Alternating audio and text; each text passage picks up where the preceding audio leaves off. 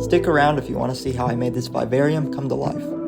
I've had this tank for a while and I really didn't know what to do with it, so I wanted to turn it into a terrarium. That kind of morphed into a vivarium. So I started with this bark, which I just collected from the woods behind my house, and I began piecing this together to create the background of my vivarium. I then used 100% silicone to secure the bark to the rear of the tank.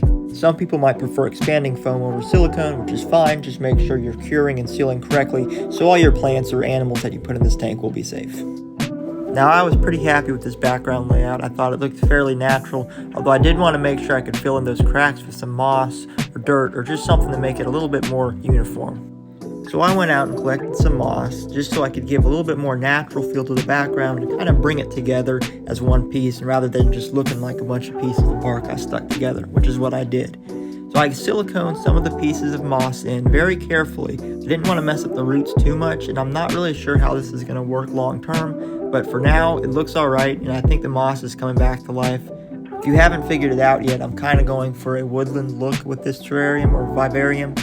So my main goal with this was to create something that you might actually come across in the woods, like a tree stump growing moss or bark just laying on the ground, something to really give it a naturalistic feel.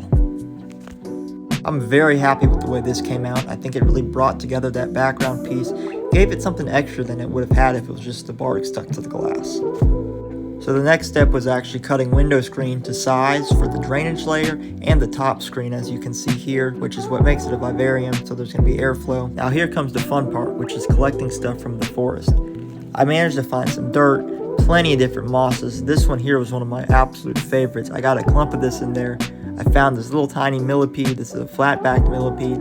Love these guys so much. And we had a whole bucket of dirt, leaf litter, sticks, moss, all that good stuff, along with whatever microfauna we picked up along the way.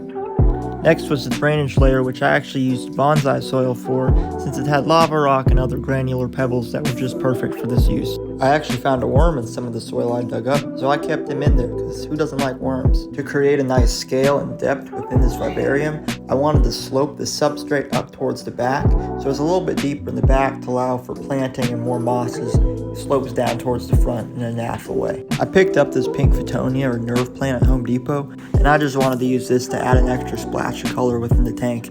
These are commonly used in terrariums, so it was kind of a no-brainer, and I just had to split it since it wasn't clumps within the potting soil. After that, I cleaned off the roots and then put it in the corner. I think this was a nice addition. Then I started adding in my various mosses, and I think I had 3 or 4 different types of mosses. So this is just the first couple here. Here it is mostly planted up. I've added in some sticks and random leaf litter that I found, just to add some variety and provide some food for the isopods. Speaking of isopods, here are my pillbug babies. I'm looking forward to watching these guys crawl around and explore this habitat, which will be mostly their own. I don't really plan on adding too much more than these guys, but I wanted them so they can keep things cleaned up. It's especially important with vivariums to make sure they're staying moist. Since they do have airflow, they are going to dry out a little bit faster. So here I'm giving it a really good mist down before I take it inside. Here's the vivarium after I set it under its light and set it in its permanent position. Very happy with the way this came out, and I hope to make more of these in the future. We'll see how this does over time, and I might have to adjust a few things, but hey, it's an experiment, so it looks great regardless.